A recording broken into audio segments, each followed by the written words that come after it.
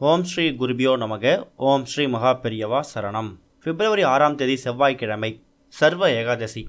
அன்னைக்கு தினம் ஒரே ஒரு கைப்பிடி பச்சை பயிறு, ஒரு 5 ரூபாய் நாணயம் இருந்தால் போதும். நீங்கள் எதிர்பார்க்கக்கூடிய எந்தவித செல்வ செழிப்பாக இருந்தாலும் அது உங்கள் கைக்கு வந்து சேரும். பணம், நகை, இது மாதிரி என்ன வேண்டுதல் இருந்தாலும் அது உங்களுக்கு கிடைக்கும். பொதுவாகவே ஏற்றத்தை தரக்கூடிய விரதம் அப்படின்னா கண்டிப்பாக நம்ம ஏகாதசி விரதத்தை சொல்லலாம். நீங்கள் எவ்வளவு தான் தாழ்மையான நிலையில் இருந்தாலும் ஏறி ஏறி மேலே போகணும் அப்படிங்கும்போது கண்டிப்பாக நீங்கள் ஏகாதசி விரதத்தை கடைபிடிக்கலாம். அமாவாசை விரதம், பௌர்ணமி விரதம், சஷ்டி விரதம், இது மாதிரி பல விரதங்கள் இருந்தாலும் ஏகாதசி விரதத்துக்குன்னு தனி மகத்துவம் இருக்குது.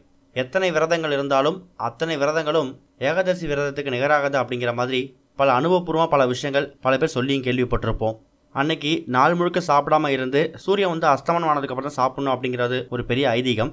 ஆனால் இப்போ இருக்கக்கூடிய காலகட்டத்தில் நிறைய பேரால் உடல்நல பிரச்சனை காரணமாக நாள் முழுக்க விரதம் இருக்க முடியாது.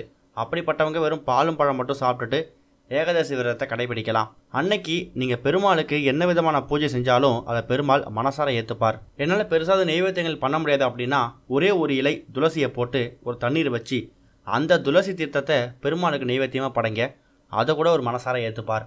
அப்படிப்பட்ட மகத்துவம் வாய்ந்த ஏகாதசி விரதம் அன்னைக்கு இப்போ நம்ம சொல்லக்கூடிய இந்த ஒரு பரிகாரத்தை நீங்கள் உங்கள் வீட்டில் பூஜை அறையில் செய்யணும். இதுக்கு உங்களுக்கு தேவையான பொருட்கள், சொல்லக்கூடிய பொருட்கள் எல்லாத்தையும் போட்டு வைக்கிறதுக்கு சின்னதாக ஒரு பீங்கான் ஜாடி உங்கள் உள்ளங்க அளவுக்கு இருந்தால் கூட போதும், இல்லை ஒரு கண்ணாடி ஜாடி.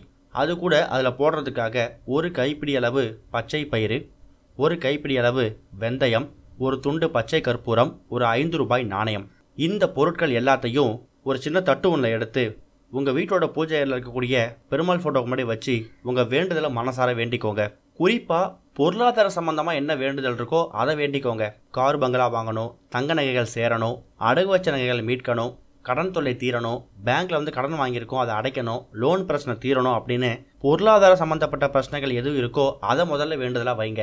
உங்களுக்கு வாழ்க்கையில் நிம்மதி கிடைக்கணும், பேரு புகழ் கிடைக்கணும் அப்படிங்கிற வேண்டுதலாம் இருந்தாலும் பொருளாதார சம்மந்தப்பட்ட வேண்டுதலை முதல்ல வச்சுட்டு அதுக்கப்புறம் பெருமாளை மனசார வேண்டிக்கிட்டு ஒரு கைப்பிடி வெந்தயம், ஒரு கைப்பிடி பச்சை பயிரெலாம் எடுத்து வச்சுங்களேன். அது எல்லாத்தையும் நீங்கள் கையில் வச்சுருக்கக்கூடிய அந்த பீங்கான் ஜாடியிலையோ இல்லை கண்ணாடி ஜாடியிலையோ போட்டுட்டு இதை உங்கள் வீட்டோட ஹாலில், மெயின் ஹாலில் வைக்கணும்.